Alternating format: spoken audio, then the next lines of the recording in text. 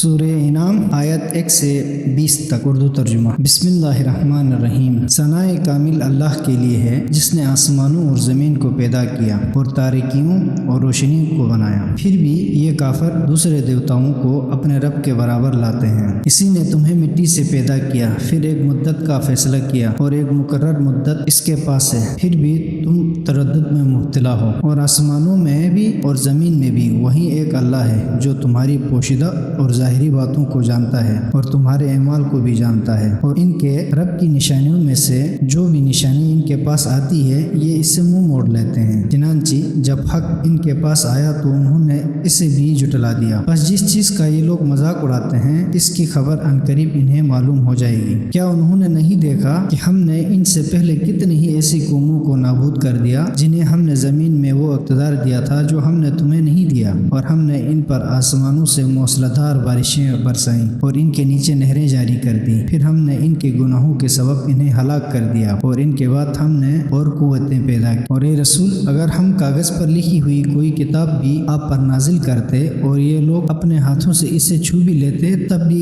کافر یہی کہتے کہ ایک صریح جادو کے سوا کچھ نہیں، اور کہتے ہیں اس پیغمبر پر فرشتے کیوں نازل نہیں کیا گیا، اور اگر ہم نے فرشتے نازل کر دیا ہوتا تو اب تک فیصلہ بھی ہو چکا ہوتا۔ پھر انہیں ذرا مہلت نہ دی جاتی، اور اگر ہم اسے فرشتہ قرار دیتے بھی تو مردانہ شکل میں قرار دیتے، اور ہم انہیں اسی شبوں میں مبتلا کرتے جس میں وہ اب مبتلا ہے۔ اور آپ سے پہلے بھی رسولوں کے ساتھ تمسخر ہوتا رہا ہے، آخرکار تمسخر کرنے والوں کو اسی بات نے گرفت میں لیا جس کا وہ مذاق اڑاتے تھے۔ ان سے کہہ دیجئے زمین میں چلو پھرو، پھر دیکھو کہ جھٹلانے والوں کا کیا انجام ہوا ہے۔ ان سے پوچھ لیجئے آسمانوں اور زمین میں جو کچھ ہے وہ کس کا ہے؟ کہہ دیجئے سب کچھ اللہ ہی کا ہے۔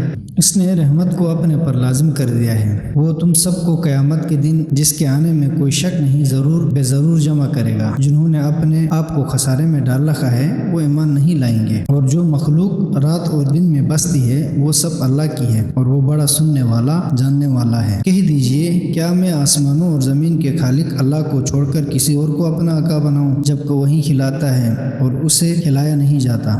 کہہ دیجئے مجھے یہی حکم ہے کہ سب سے پہلے اس کے آگے سر تسلیم خم کروں، اور یہ بھی کہا گیا ہے کہ تم ہرگز مشرکین میں سے نہ ہونا۔ یہ بھی کہہ دیجئے اگر میں اپنے رب کی نافرمانی کروں تو مجھے بڑے دن کے عذاب کا خوف ہے۔ جس شخص سے اس روز یہ عذاب ٹال دیا گیا اس پر اللہ نے بڑا ہی رحم کیا، اور یہی نمایاں کامیابی ہے۔ اور اگر اللہ تمہیں ضرر پہنچائے تو خود اس کے سوا اسے دور کرنے والا کوئی نہیں، اور اگر وہ تمہیں کوئی بلائی عطا کرے تو وہ ہر چیز پر قادر ہے، اور وہی اپنے بندوں پر غالب ہے، اور وہی بڑا حکمت والا باخبر ہے۔ کہہ دیجئے گواہی کے لحاظ سے کون سی چیز سب سے بڑی ہے؟ کہہ دیجئے اللہ ہی میرے اور تمہارے درمیان گواہ ہے، اور یہ قرآن میری طرف بذریعہ وحی نازل کیا گیا ہے تاکہ میں تمہیں اور جس تک یہ پیغام پہنچے سب کو تنبیہ کروں۔ کیا تم یہ گواہی دیتے ہو کہ اللہ کے ساتھ کوئی اور معبود ہے؟ کہہ دیجئے میں تو ایسی گواہی نہیں دیتا۔ کہہ دیجئے معبود تو صرف وہی ایک ہے، جو شرک تم کرتے ہو میں اس سے بیزار ہوں۔ جنہیں ہم نے کتاب دی ہے وہ اس رسول کو ایسے پہچانتے ہیں جیسے اپنے بیٹوں کو پہچانتے ہیں۔ جنہوں نے اپنے آپ کو خسارے میں ڈال رکھا ہے بس وہی ایمان نہیں لائیں گے۔